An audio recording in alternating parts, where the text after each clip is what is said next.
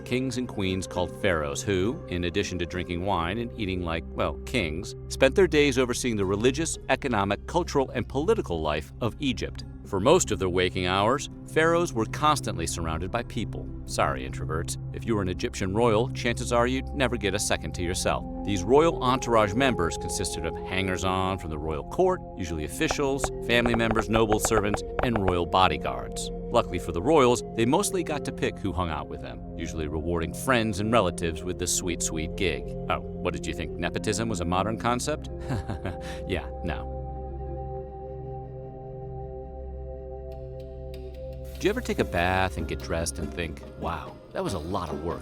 I wish a servant could have done all of that for me. Well, if you were an Egyptian royal, you'd be in luck. After rising from their beds in the morning, pharaohs would be met by servants who readied them for the day. These positions brought servants in close proximity to the pharaoh, who probably had pretty bad morning pharaoh breath. Servants would also bathe the pharaohs. Some rulers, like Hatshepsut, liked to perfume themselves with rich oils to underline their high status, which wasn't the worst idea considering they lived over 1,000 years before the invention of deodorant.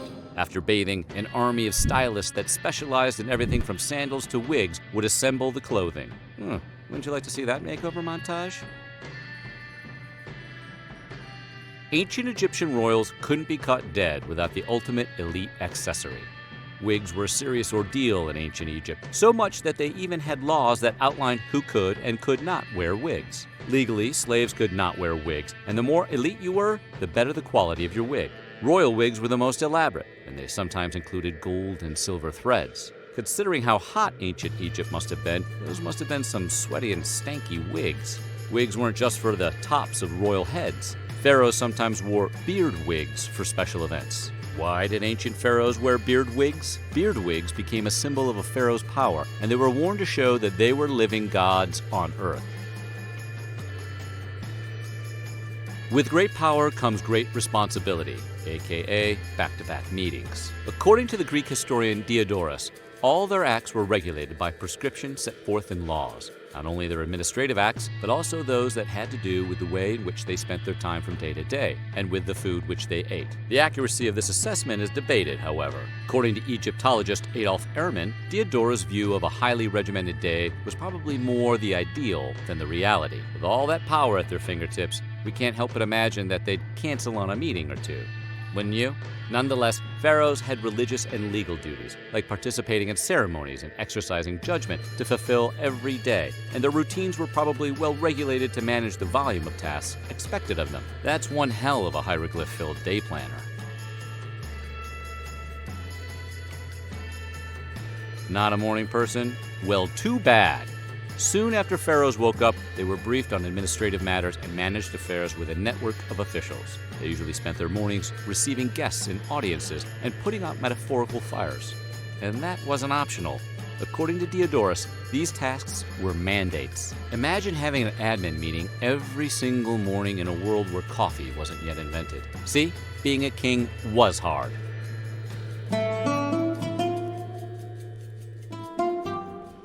Limos or sports cars may not have been invented yet, but that doesn't mean pharaohs didn't travel in style.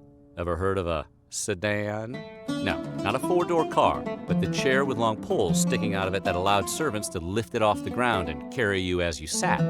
Whenever pharaohs stepped out of the palace complex, they traveled in sedan chairs carried by servants. Sure, these ancient sedans may not seem as luxurious as a Ferrari, but they did have air conditioning in the form of royal fan bearers. A fan bearer's job could reflect a close personal relationship with the pharaoh himself, and it has been suggested that these fan bearers may have been part of the pharaoh's bodyguard. Sounds also like a good way to keep the guns toned while keeping guard.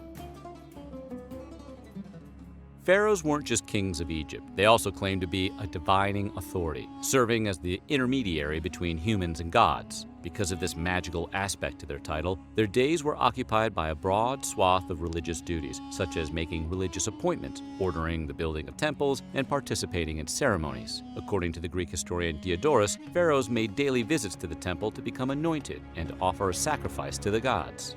Sacrifices were probably symbolic and aimed to maintain order in the kingdom. Even if pharaohs were not always physically present at religious ceremonies and rituals, their statues in temples ensured that they were at least symbolically present. Do you ever wish you could skip a meeting? Just send a statue in your place. Being a member of royalty certainly had its perks. While Egyptian commoners mainly subsisted on bread, beer, vegetables, and fish, the royals enjoyed a more decadent diet. Royal banquets might include dishes like goose, bull, and fresh fruits like dates and figs. The royal court's alcohol of choice was wine, which was beyond the means of most Egyptians. Sounds like a good time to us. Wouldn't you love to chug some wine and get full of bull? While the vast majority of ancient Egyptians practiced monogamy, kings were allowed to have multiple wives, and oh boy, did they love flexing that bit of power. Male pharaohs had a great royal wife, or chief, highest-ranking wife, along with a number of lesser wives and concubines and harems. Those harems, according to author Charlotte Booth, demonstrated the wealth of the king. In other words, the bigger the harem, the wealthier the pharaoh.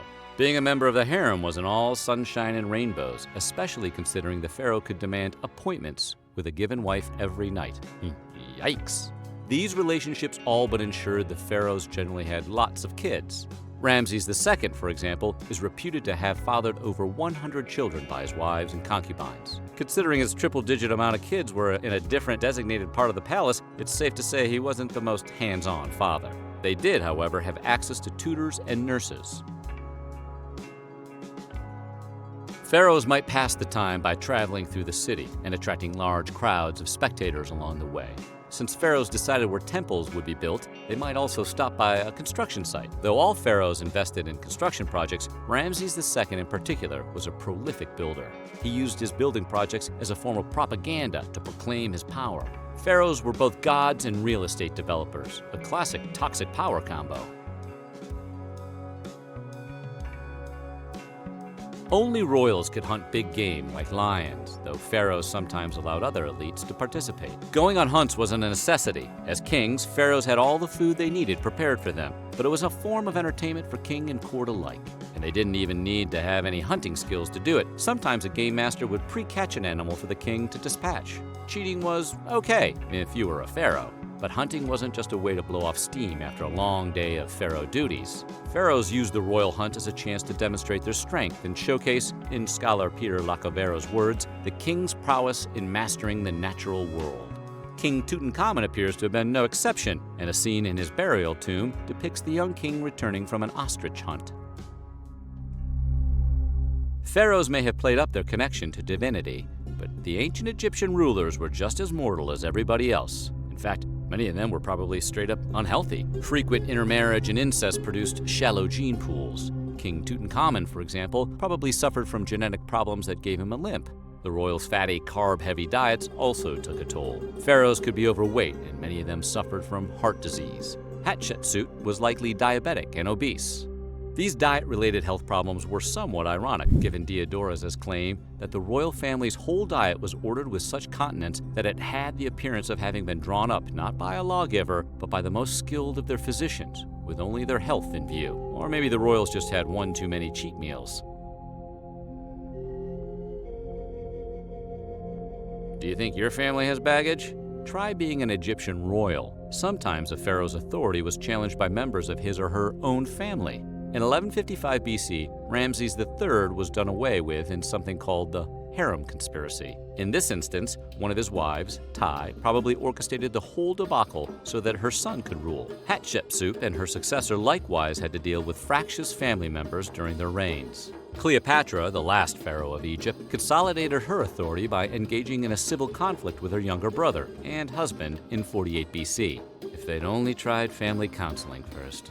Ancient Egyptian royals certainly lived colorful and larger-than-life existences. From packed workdays to high-octane playtime, there was never a dull moment for these wig-clad pharaohs and their surrounding entourages.